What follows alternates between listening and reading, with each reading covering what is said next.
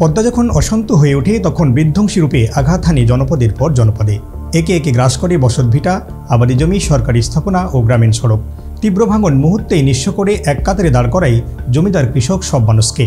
এবারও চাঁপাইনবাবগঞ্জ সদর ও শিবগঞ্জ উপজেলার 500 পরিবার ভাঙনের মুখে তাদের ঘরবাড়ি সরিয়ে নিয়েছে।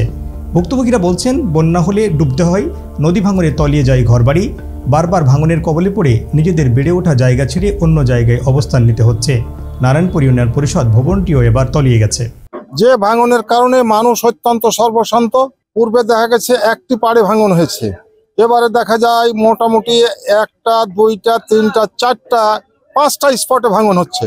মানুষের যে অবস্থা, এই অবস্থা অতীতে আমি আমার জানা মতে কোনদিন দেখি নাই। আমার নদীতে বহুত কিছু নেমেছে, জায়গা জমি বাড়ি ঘর করে শুনু সব কিছু নেমে গেছে। 5বার মতন ভেঙেছি হারে বসে, আর বাপ দাদারা তো ভেঙেছি ওর ঘামলে। বহুত কষ্ট মানুষের। যখন এই যে সামনে বন্যা এলো, এই বন্যার মধ্যেও ভাঙা হইলো বাড়ি। বন্যার ভয়াল ছোবল আর নদী ভাঙন থেকে বাঁচতে চরাঞ্চলের মানুষের এমন আর্তনাদ যে কারো কানে ওঠে না, তা স্পষ্ট হয় প্রতি বন্যায়। কিন্তু এ নিয়ে ভাবনা নেই কর্তৃপক্ষের। উজানের ঢল যখন বন্যা হয়ে ভাটির জনপদে ধেয়ে আসে, তখন বাঁধ নির্মাণের দাবি উঠলেও তা যেন আবার ভেসে যায় বন্যার স্রোতে। নদী ভাঙন মানুষের জীবনকে অনিশ্চয়তার দিকে ঠেলে দেয়।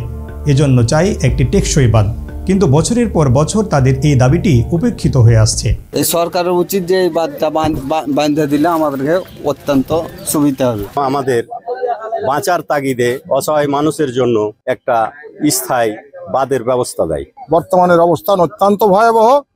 আমরা পানি উন্নয়ন বোর্ডের কাছ থেকে যেটা আশা করেছিলাম, সেটা এখন পর্যন্ত আমাদের কাছে এসে পৌঁছায়নি। পদ্মার ভাঙন থেকে জনপদ রক্ষায় কি ভাবছে পানি উন্নয়ন বোর্ড?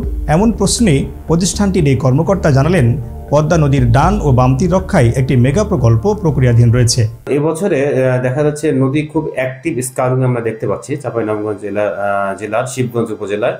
এখানে প্রায় 6 কিলোমিটার এলাকায় টানা নদী ভাঙন দেখা দিচ্ছে। বেশ কিছু গুরুত্বপূর্ণ স্থাপনা এবং বাড়িঘর রয়েছে। বাড়িঘরগুলো এলাকাবাসী তাদের বাড়িঘর ভেঙে নিয়ে দূরে সরিয়ে যাচ্ছে, এবং স্কুলও বেশ কিছু কাছে আছে। এবং যে সমস্ত এলাকা খুব ঘনবসতিপূর্ণ, সেখানে খুব অল্প পরিসরে আমরা জিও ডাম্পিং করে তার রক্ষা করার চেষ্টা করে যাচ্ছি। কিন্তু স্থায়ীভাবে নদী ভাঙন থেকে রক্ষা করার জন্য একটা প্রজেক্টই দরকার। আমরা যে প্রকল্পটি প্ল্যানিং কমিশনে জমা দিয়েছি সেটি 751 কোটি টাকা, এবং এখানে প্রায় 9.2 কিলোমিটার নদীটি সংরক্ষণ কাজ বাস্তবায়ন করা হবে। একদিকে বন্যার ভাঙন রোধে স্থায়ী কোনো পদক্ষেপ নেই, অন্যদিকে প্রতি বছর বন্যা আর নদী ভাঙনে কত শত মানুষকে নিঃস্ব করছেন। তাদের পুনর্বাসন তো দূরের কথা, নাম ঠিকানা পরিসংখ্যানের জায়গা পায় না সংশ্লিষ্ট সরকারি দপ্তরগুলোতে। তবে নিঃস্ব হওয়ার আগেই একটি টেকসই বাঁধ নির্মাণের দাবি এই অঞ্চলের মানুষের।